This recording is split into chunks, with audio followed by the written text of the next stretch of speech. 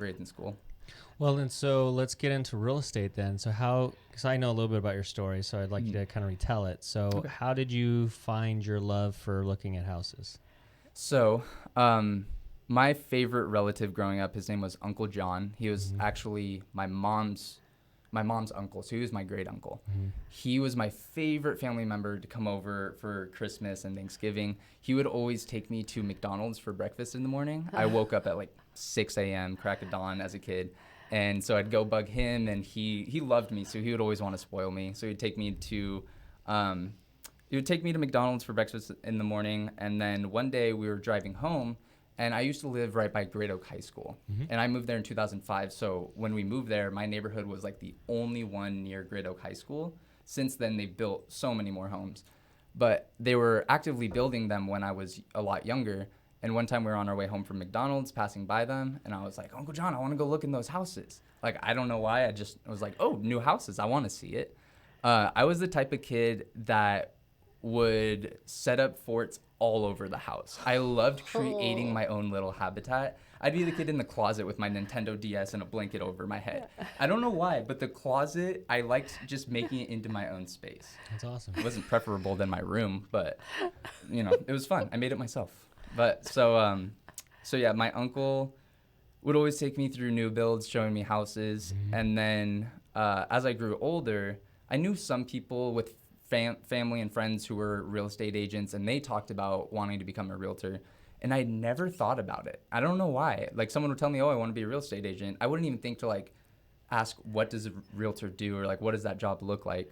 And then how I actually got started in real estate, I was delivering pizzas after high school. So for my senior year and after high school, I was delivering pizzas, going to community college, taking some online classes, getting super underwhelmed. And my uncle had just passed away my senior year, and my parents were in Thailand. My dad was stationed there. So I was kind of just stuck at this point of, I'm just making it through right now. I'm not actually working towards a big goal or a big picture. Delivering pizzas wasn't doing anything for me. I was still getting yelled at, and I'm like, I have one of the most insignificant jobs in this world, and people are acting like I ruined their entire day just because I was 5 minutes late.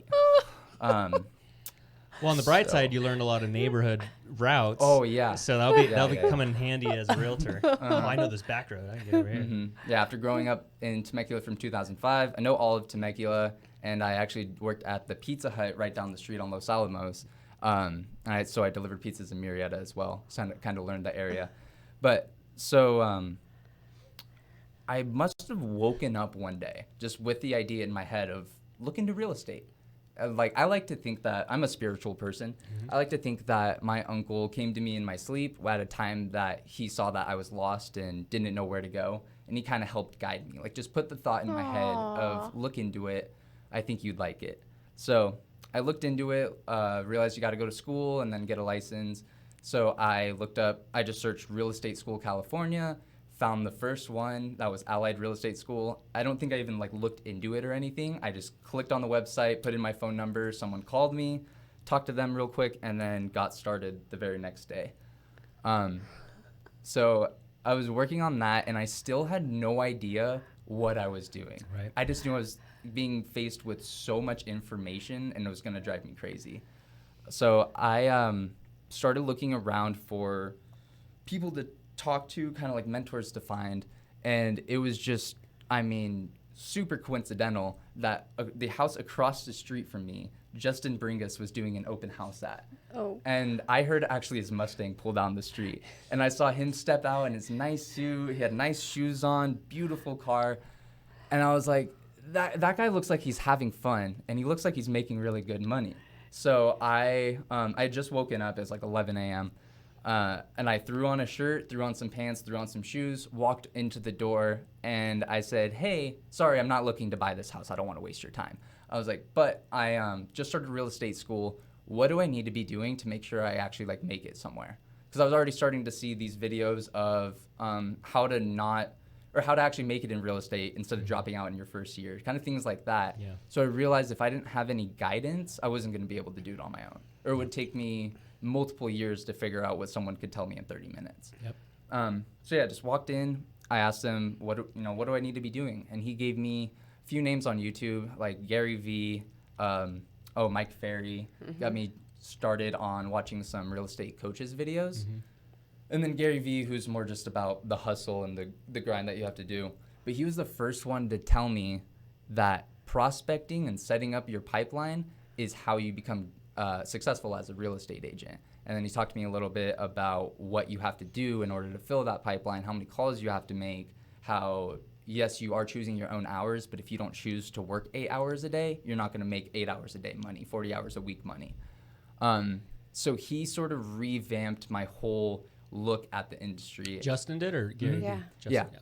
So after that, I got started working with him. He had just started his team at Keller Williams, I believe, recently before that.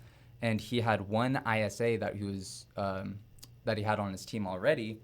And he was telling me a little bit about what she was doing. And then I think the next day or so, I texted him and I was like, hey, I was really interested in that job you were talking about. Do you think I could come in for an interview and we can chat a little bit more about it? So I did, walked into Keller Williams. I put on my nice fitted shirt that my dad got me in Thailand. And I had like 3 dress shirts at this time. And I walked in looking all sharp, and he gave me the job as an ISA. He started me making expireds and canceled calls. So I'm calling people who absolutely hate me. Yeah, throwing the shark in, man. They've already been getting blown up by realtors all day long. Yeah, they're already angry. Oh my gosh. And he got me in on that and said, learn how to make these people not angry at you and how to schedule appointments with them. And so I did that for, I think, two or 3 months until I was getting burnt out. I wasn't scheduling appointments. He was still paying me, so something wasn't working. And then he, as he was growing his team, he was trying to find a spot for me because I don't think he wanted to let me go. He wanted to keep helping me, but it was just I wasn't having any success on the phone with expireds. It was too hard. And so he started changing what I was doing. Then I started learning how to organize a database. So he got me on his CRM. He had his agents on his team, and he had me go through, check all the leads, and make sure that they're all updated how they're supposed to be, and they have all the tags on them, action plans, all that. And so from there, without even realizing it, he was teaching me how to run a database and know a database like the back of my hand. That's awesome. Yeah, that's pretty much it. Do you want to ask another question before I keep rambling?